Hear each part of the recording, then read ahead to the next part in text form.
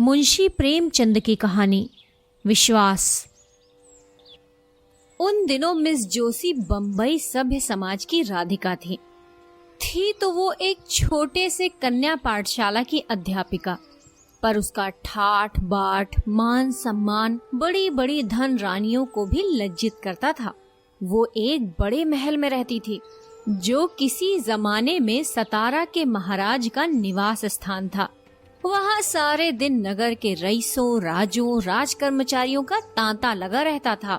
वो सारे प्रांत के धन और कीर्ति के उपासकों की देवी थी।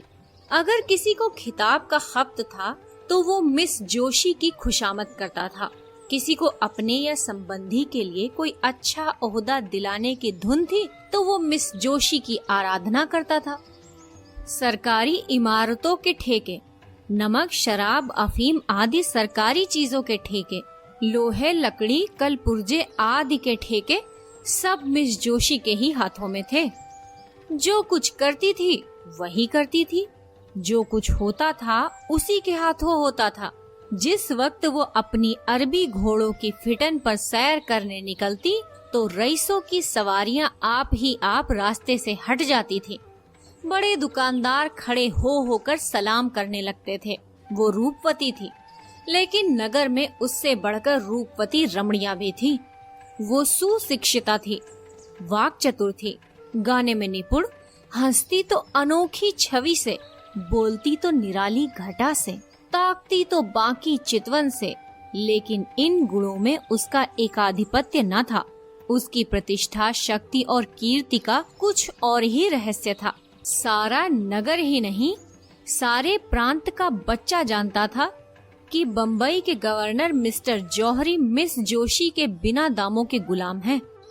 मिस जोशी की आंखों का इशारा उनके लिए नादिर शाही हुक्म है। वो थिएटरों में, दावतों में, जलसों में मिस जोशी के साथ साए की भांति रहते थे और कभी कभी उनकी मोटर रात के सन्नाटे में मिस जोशी के मकान से निकलती हुई लोगों को दिखाई देती है।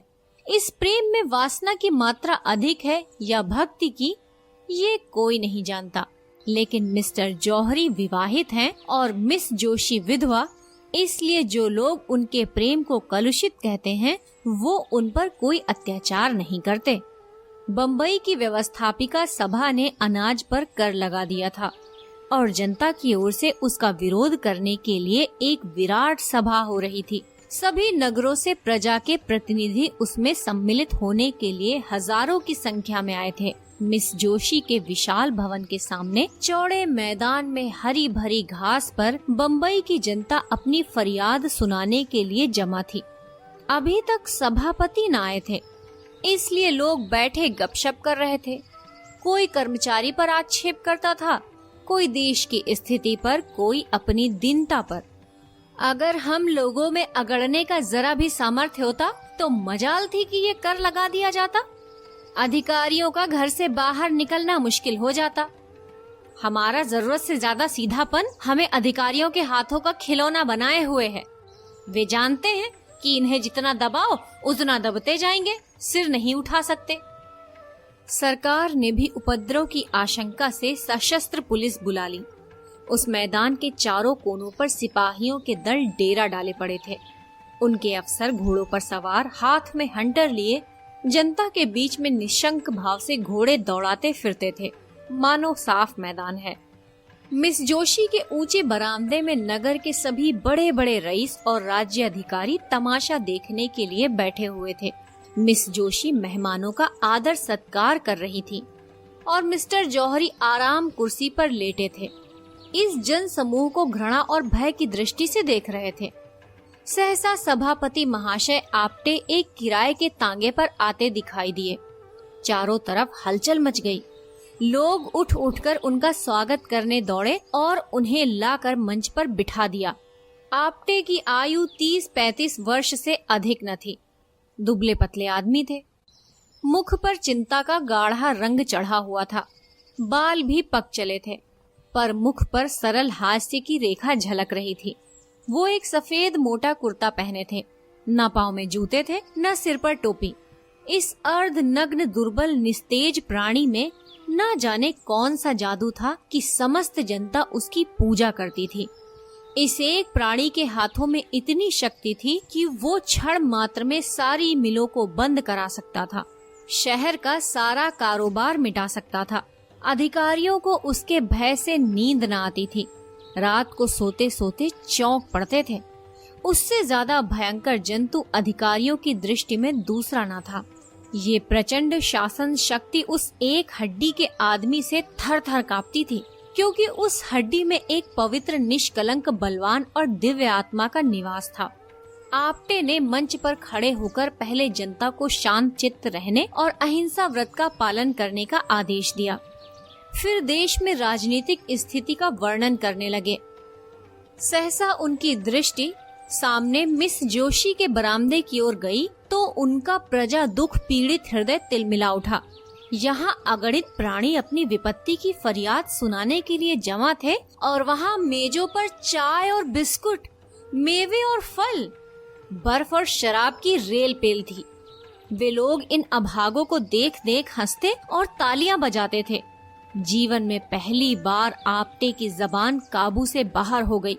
मेघ की भांति गरज कर बोले, इधर तो हमारे भाई दाने दाने को मोहताज हो रहे हैं और उधर अनाज पर कर लगाया जा रहा है, केवल इसलिए कि राज कर्मचारियों के हलवे पूरी में कमी न हो।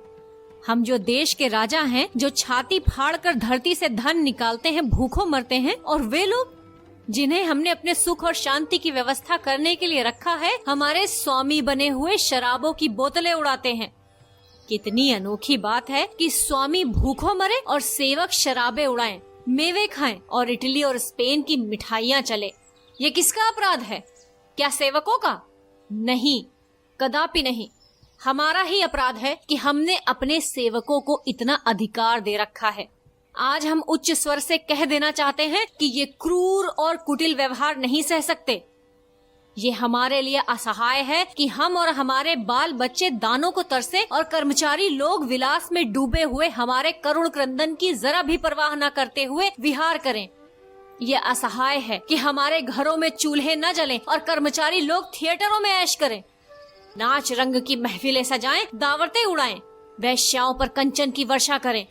संसार में और ऐसा कौन देश होगा जहां प्रजा तो भूखी मरती है और प्रधान कर्मचारी अपनी प्रेम क्रीड़ा में मग्न हो, जहां स्त्रियां गलियों में ठोकरें खाती फिरती हों और अध्यापिकाओं का वेश धारण करने वाली वैश्याएं आमोद प्रमोद के नशे में चूर हों। एकाएक सशस्त्र सिपाहियों के दल में हलचल पड़ गई।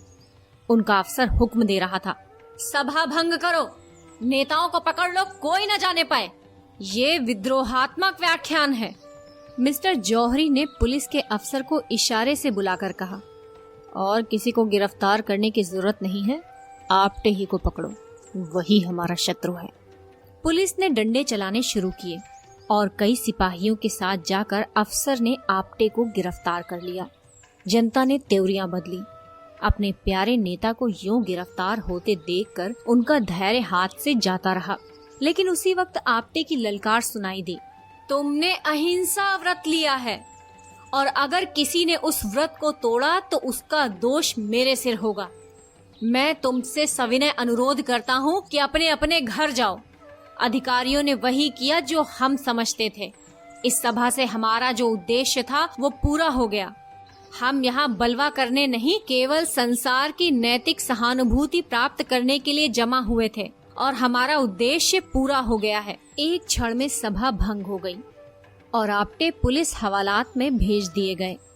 मिस्टर जौहरी ने कहा, बच्चा बहुत दिनों के बाद पंजे में आए हैं। राजद्रोह का मुकदमा चलाकर कम से कम 10 साल के लिए अंडमान भेजूंगा। मिस जोशी, इससे क्या फायदा? क्यों? उसको अपने किए की सजा मिल जाएगी। लेकिन सोचिए, हमें उसका कितना मूल्य देना पड़ेगा। अभी जिस बात को गिने गिनाए लोग जानते हैं वो सारे संसार में फैलेगी और हम कहीं मुंह दिखाने लायक नहीं रहेंगे। आप अखबारों में संवाददाताओं की जबान तो नहीं बंद कर सकते। कुछ भी हो, मैं इसे जेल में सड़ाना चाहता हूँ। कुछ दिनों के लिए तो चैन की नींद नसीब होगी। बदनामी से डरना ही व्यर्थ है। हम प्रांत के सारे समाचार पत्रों को अपने सदाचार का राग अलापने के लिए मोल ले सकते हैं।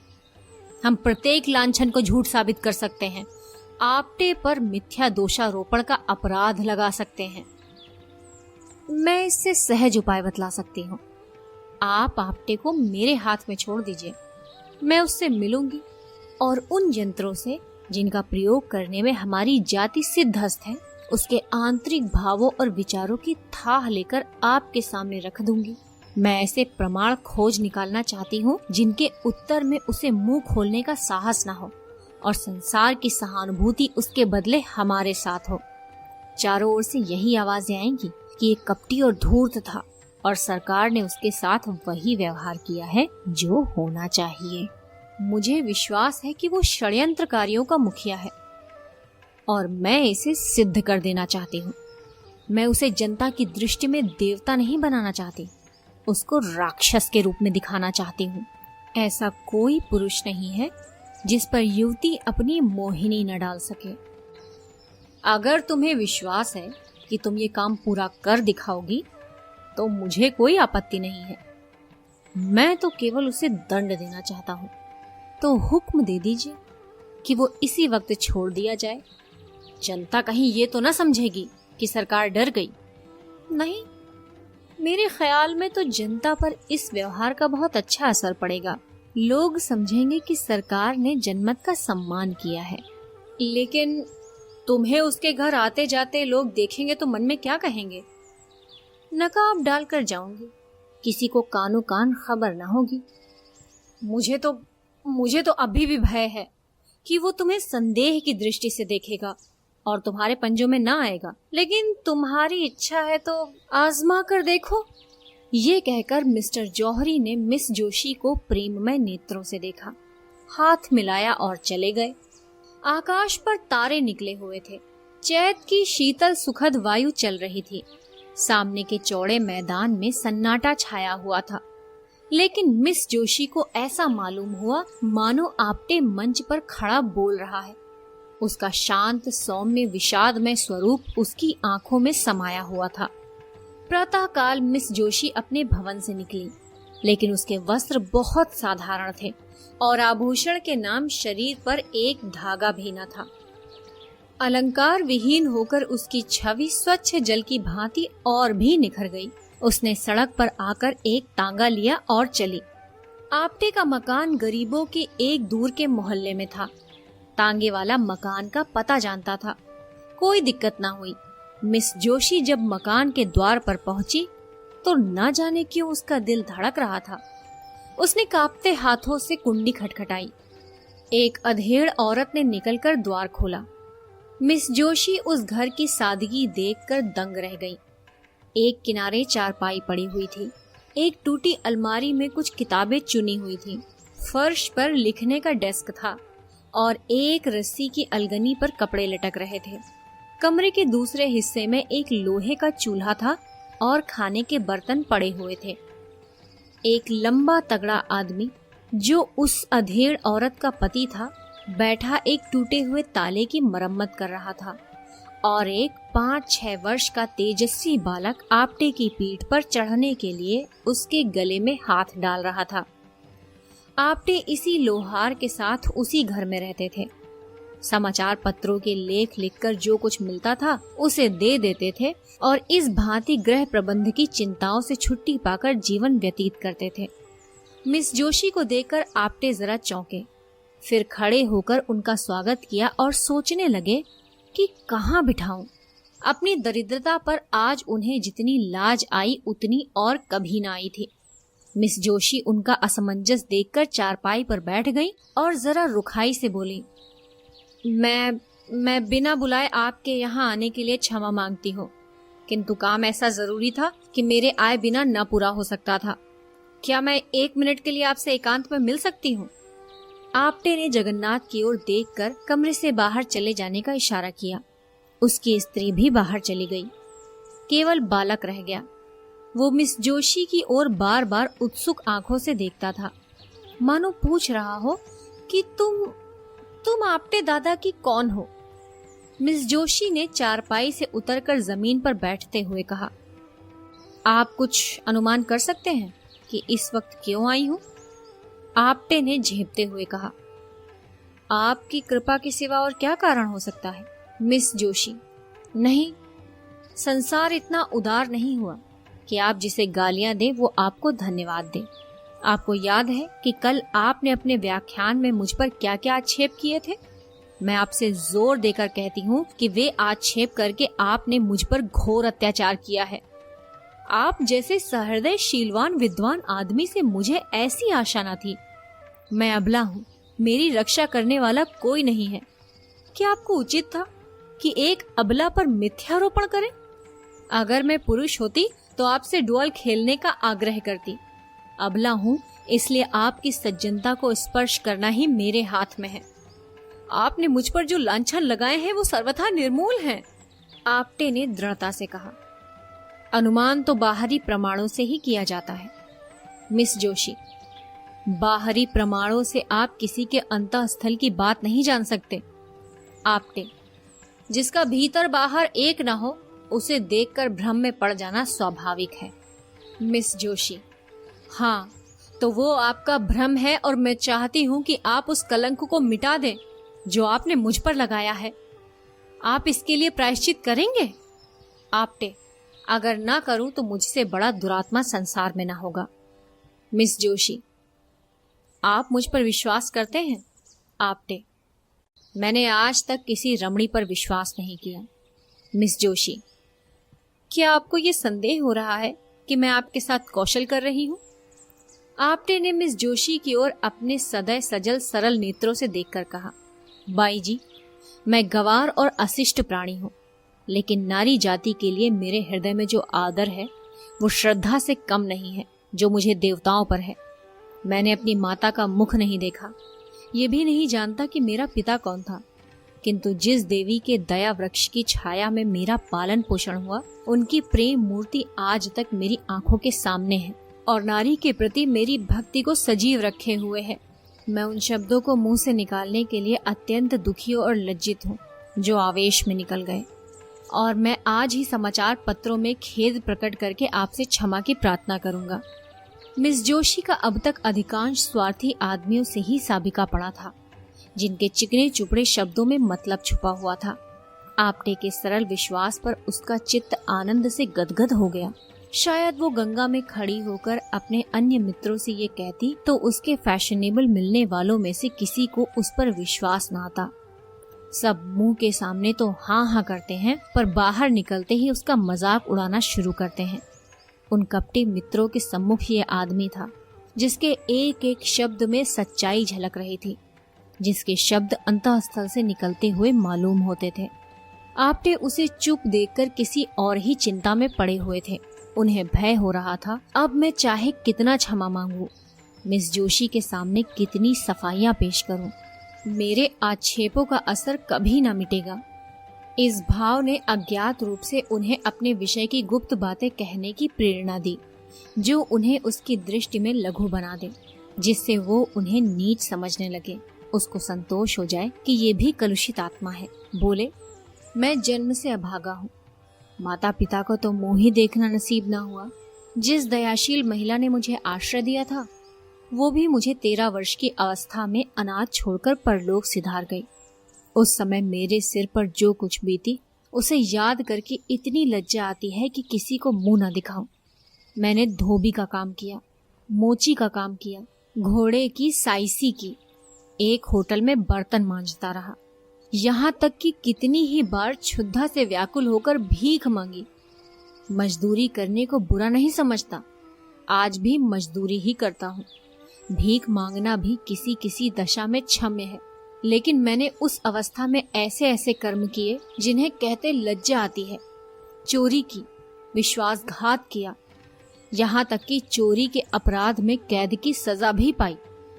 मिस जोशी ने सजल नयन होकर कहा, आज ये सब बातें मुझसे क्यों कर रहे हैं? मैं इनका उल्लेख करके आपको कितना बदनाम कर सकती हूँ, आपको इसका भय नहीं है? आप्टे ने हंसकर कहा, नहीं, आपसे मुझे भय नहीं है मिस जोशी। अगर मैं आपसे बदला लेना चाहूँ तो?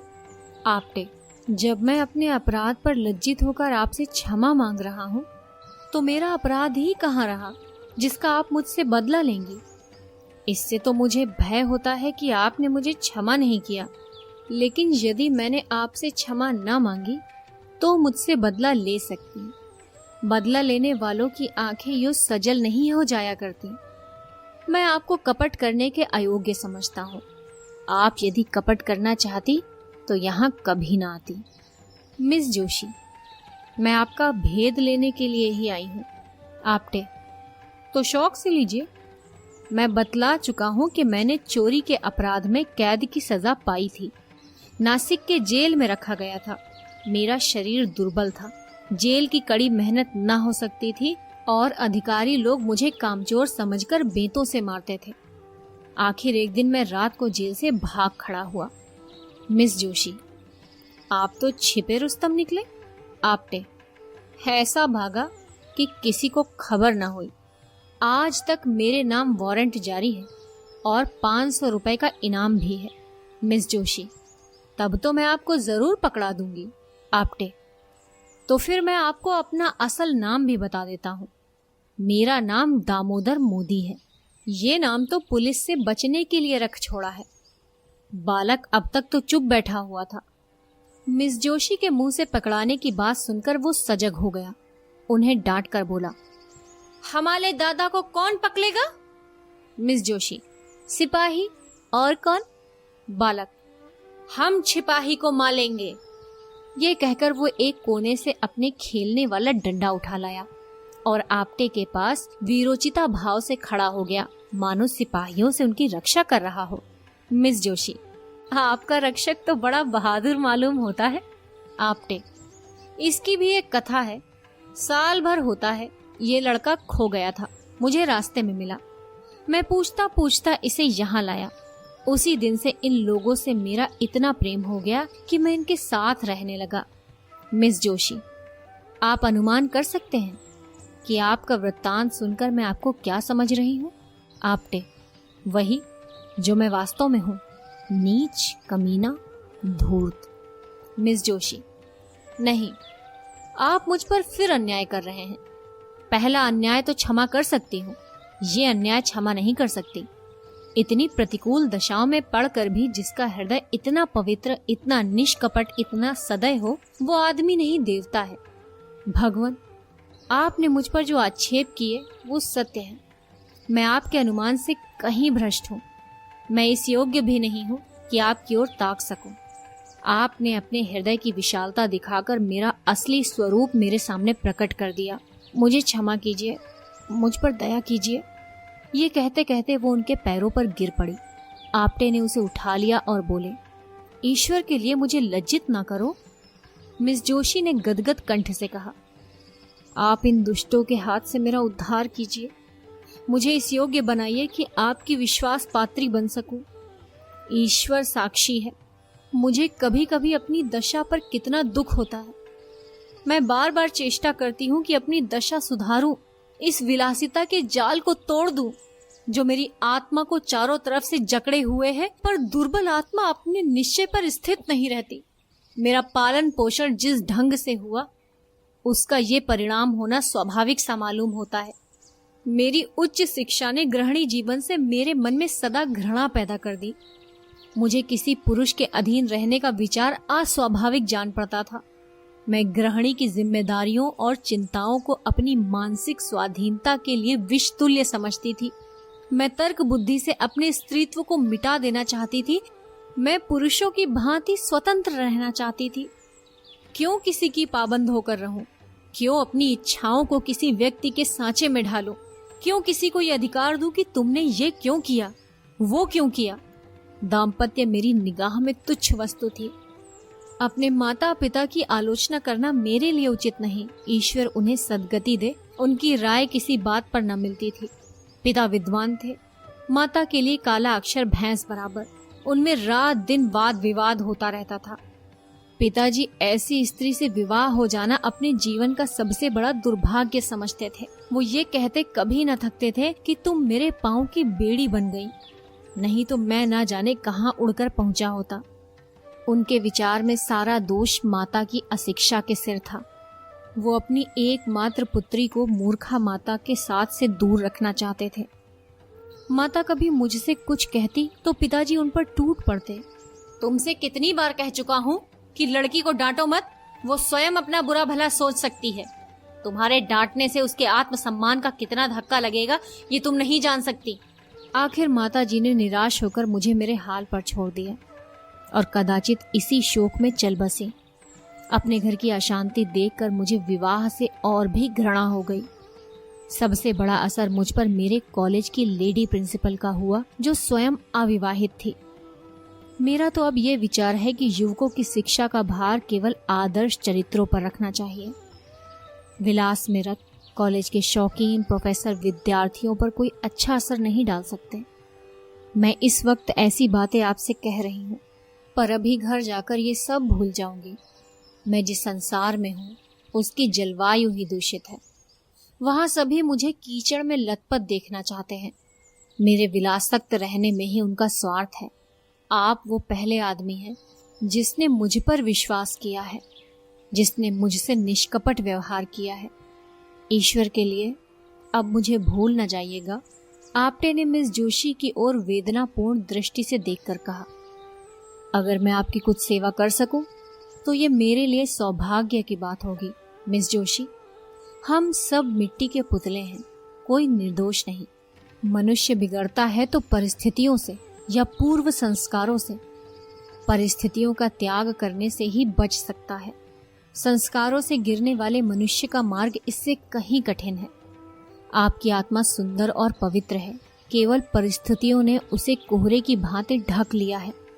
अब विवेक का सूर्योदय हो गया है। ईश्वर ने चाहा तो कोहरा भी फट जाएगा, लेकिन सबसे पहले उन परिस्थितियों का त्याग करने को तैयार हो जाइए।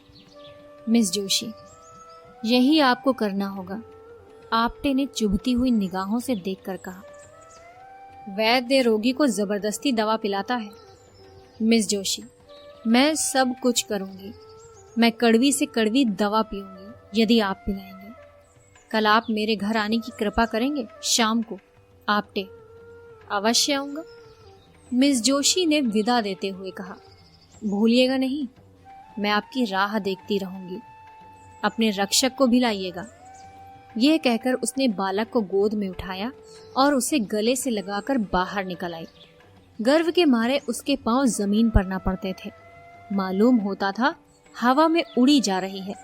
प्यास से तड़पते हुए मनुष्य को नदी का तट नजर आने लगा था।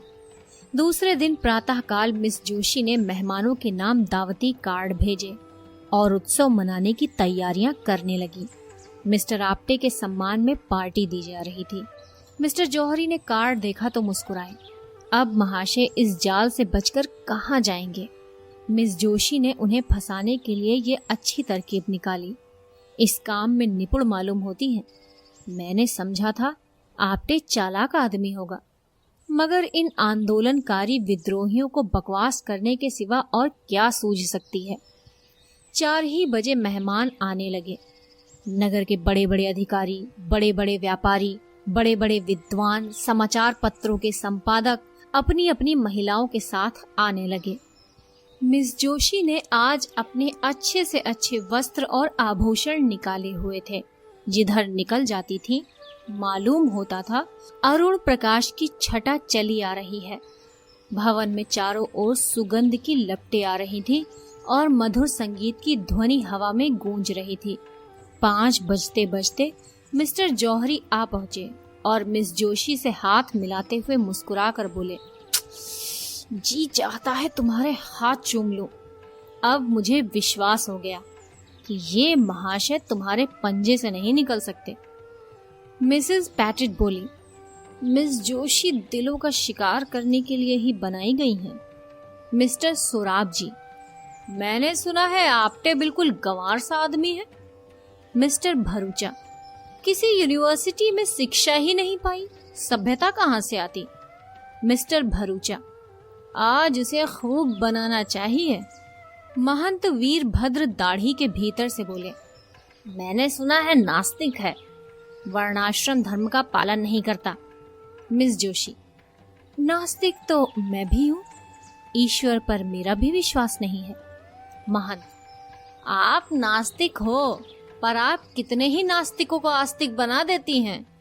मिस्टर जौहरी, आपने लाख की बात कही है महंत जी।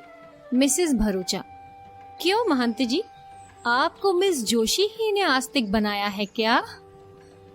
सहसा आपटे लोहार के बालक की उंगली पकड़े हुए भवन में दाखिल हुए। वो पूरे फैशनेबल रईस बने हुए थे। बालक भी किसी रईस का लड़का मालूम होता था। आज आपटे को देखकर लोगों को विदित हुआ कि वो कितना सुंदर सजीला आदमी है। मुख से शौर्य निकल रहा था, पोर पोर से शिष्टता झलकती थी। मालूम होता था वो इसी समाज में पला है। लोग देख रहे थे कि वो कहीं चूके और तालियां बजाए, कहीं कदम फिसले और कहकहे लगाएं, पर आपटे मंझे हुए खिलाड़ी की भांति जो कदम उठाता था वो सधा हुआ, जो हाथ दिखलाता था वो जमा हुआ। लोग उसे पहले तुच्छ समझते थे, अब उससे ईर्ष्या करने लगे, उस पर फब्तियां उड़ानी शुरू की। लेकिन आपटे इस कला में भी एक कदम आगे निकला। बात मुंह से निकली और उसने जवाब दिया, पर उसके जवाब में मालिन्य या कटुता का लेश मात्र भी ना होता था। उसका एक एक शब्द सरल, स्वच्छ, चित्त को प्रसन्न करने वाले भावों में डूबा होता था। मिस जोशी उसके वाक चातुर्य पर फूल उठती थी। सोराब जी, आपने किस यूनिवर्सिटी से शिक्षा पाई थी? आपटे, यूनिवर्सिटी में शिक्षा पाई होती तो आज मैं शिक्षा विभाग का अध्यक्ष होता। मिसेस अरूचा, मैं तो आपको भयंकर जंतु समझती थी। आपटे ने मुस्कुराकर कहा, आपने मुझे महिलाओं के सामने ना देखा होगा। सहसा मिस जोशी अपने सोने के कमरे में गईं और अपने वस्त्र आभूषण उतार फेंके। उसके मुख से शुभ संकल्प का तेज निकल रहा था। नेत्रों से दबी ज्योति प्रस्फुटित हो रही थी, मानो किसी देवता ने उसे वरदान दिया हो। उसने सजे हुए कमरे को घृणा से देखा, अपने आभूषणों को पैरों से ठुकरा दिया और एक मोटी साफ साड़ी पहन कर निकली। आज प्रातःकाल ही उसने ये साड़ी मंगा ली थी। उसे इस नए वेश में देखकर सब लोग चकित हो गए। काया पलट कैसी! सहसा किसी की आंखों को विश्वास न आया, किंतु मिस्टर जौहरी बगले बजाने लगे। मिस जोशी ने इसे फंसाने के लिए ये कोई नया सॉन्ग रचा है। मित्रों, आपको याद है परसों महाशय आपटे ने मुझे कितनी गालियां दी थी? ये महाशय खड़े हैं, आज मैं इन्हें उस दुर्व्यवहार का दंड देना चाहती हूँ। मैं कल इनके मकान पर जाकर इनके जीवन के सारे गुप्त रहस्यों को जान आई। ये जो जनता की भीड़ में गरजते फिरते हैं, मेरे एक ही निशाने पर गिर पड़े। मैं उन रहस्यों के खोलने में अब विलंब न करूंगी। आप लोग अधीर हो रहे होंगे।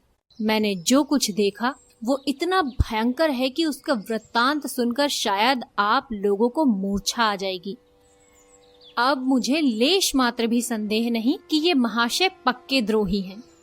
मिस्टर जौहरी ने ताली बजाई और तालियों से हॉल गूंज उठा। मिस जोशी, लेकिन राज के द्रोही नहीं, अन्याय के द्रोही, दमन के द्रोही, अभिमान के द्रोही।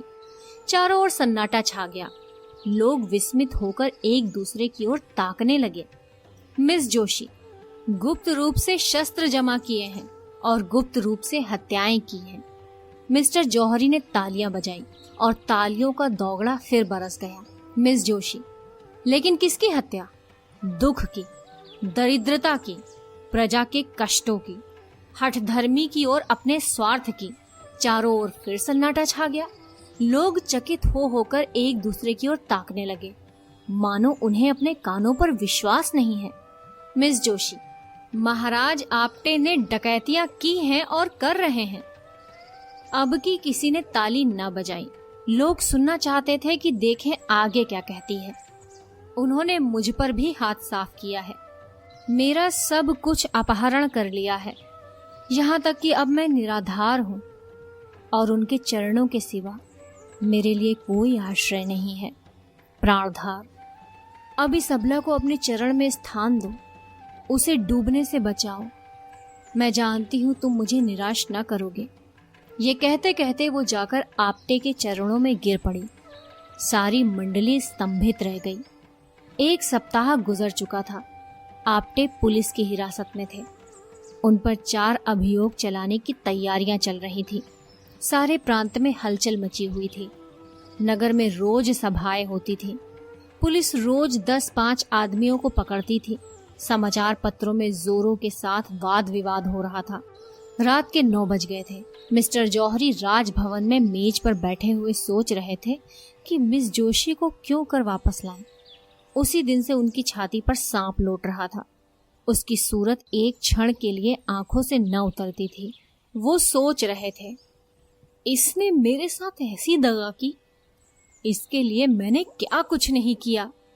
इसकी कौन सी इच्छा थी जो मैंने पूरी नहीं की। इसी ने मुझसे बेवफाई की। नहीं, कभी नहीं। मैं इसके बगैर जिंदा नहीं रह सकता। दुनिया चाहे मुझे बदनाम कहे, हत्यारा कहे, चाहे मुझे पद से हाथ धोना पड़े, लेकिन मैं आपटे को नहीं छोड़ूंगा। इस रोड़े को रास्ते से हटा दूंगा। इस कांटे को पहलू से निकाल बाहर करूंगा। सहसा कमरे का दरवाजा खुला और मिस जोशी ने प्रवेश किया। मिस्टर जौहरी हक्का बक्का होकर कुर्सी पर से उठ खड़े हुए। ये सोच रहे थे कि शायद मिस जोशी निराश होकर मेरे पास आई है। कुछ रूखे लेकिन नम्र भाव से बोले, आओ बाला, तुम्हारी याद में बैठा था। तुम कितनी ही बेवफाई करो, पर तुम्हारी याद मेरे दिल से नहीं निकल सकती। मिस जोशी, आप केवल जबान से कहते हैं। मिस्टर जौहरी, क्या दिल चीर कर दिखा दूं? मिस जोशी, प्रेम प्रतिकार नहीं करता, प्रेम में दुराग्रह नहीं होता। आप मेरे खून के प्यासे हो रहे हैं, उस पर भी आप कहते हैं कि मैं तुम्हारी याद करता हूं। आपने मेरे स्वामी को हिरासत में डाल रखा है। ये प्रेम है? आखिर आप मुझसे क्या चाहते हैं? अगर आप समझ रहे हो कि इन सख्तियों से डर कर मैं आपकी शरण आ जाऊंगी, तो आपका भ्रम है। आपको अख्तियार है कि आपटे को काले पानी भेज दें, फांसी चढ़ा दें, लेकिन इसका मुझ पर कोई असर ना होगा। वो मेरे स्वामी हैं, मैं उनको अपना स्वामी समझती हूँ। उन्होंने अपनी विशाल उदारता से मेरा उद्धार किया। आप मुझे विषय के फंदों में फंसाते थे, मेरी आत्मा को कलुषित करते थे। कभी आपको यह ख्याल आया कि इसकी आत्मा पर क्या बीत रही होगी? आप मुझे आत्मा शून्य समझते थे। इस देव पुरुष ने अपनी निर्मल स्वच्छ आत्मा के आकर्षण से मुझे पहली ही मुलाकात में खींच लिया। मैं उसकी हो गई और मरते दम तक उसी की रहूंगी। उस मार्ग से अब आप हटा नहीं सकते। मुझे एक सच्ची आत्मा की जरूरत थी, वो मुझे मिल गई। उसे पाकर अब तीनों लोक की संपदा मेरे आंखों में तुच्छ है। मैं उनके वियोग में चाहे प्राण दे दूं, पर आपके काम नहीं आ सकती। मिस्टर जौहरी, मिस जोशी, प्रेम उदार नहीं होता, क्षमाशील नहीं होता। मेरे लिए तुम सर्वस्व हो जब तक मैं समझता हूं कि तुम मेरी हो। अगर तुम मेरी नहीं हो सकती, तो मुझे इसकी क्या चिंता हो सकती है कि तुम किस दिशा में हो। मिस जोशी, ये आपका अंतिम निर्णय है। मिस्टर जौहरी, अगर मैं कह दूं हाँ तो? मिस जोशी ने पिस्तौल निकाल कर कहा, तो पहले आपकी लाश जमीन पर फड़कती होगी और इसके बाद मेरी। बोलिए, ये आपका अंतिम निर्णय निश्चित है? ये कहकर मिस जोशी ने जौहरी की तरफ पिस्तौल सीधा किया। जौहरी कुर्सी से उठ खड़े हुए और मुस्कुराकर बोले, क्या तुम मेरे लिए कभी इतना साहस कर सकती थी? जाओ, तुम्हारा आपटे तुम्हें मुबारक हो। उस पर से अभियोग हटा लिया जाएगा। पवित्र प्रेम में ही ये साहस है। अब मुझे विश्वास हो गया है कि तुम्हारा प्रेम पवित्र है। अगर कोई पुराना पापी भविष्यवाणी कर सकता है, तो मैं कहता हूँ वो दिन दूर नहीं है जब तुम इस भवन की स्वामिनी होगी। आपटे ने मुझे प्रेम के क्षेत्र में नहीं, राजनीति के क्षेत्र में भी परास्त कर दिया। सच्चा आदमी एक मुलाकात में ही जीवन बदल सकता है, आत्मा को जगा सकता है और अज्ञान को मिटाकर प्रकाश की ज्योति फैला सकता है। ये आज सिद्ध हो गया। मुंशी प्रेमचंद की कहानी विश्वास। कथावाचक सोनम।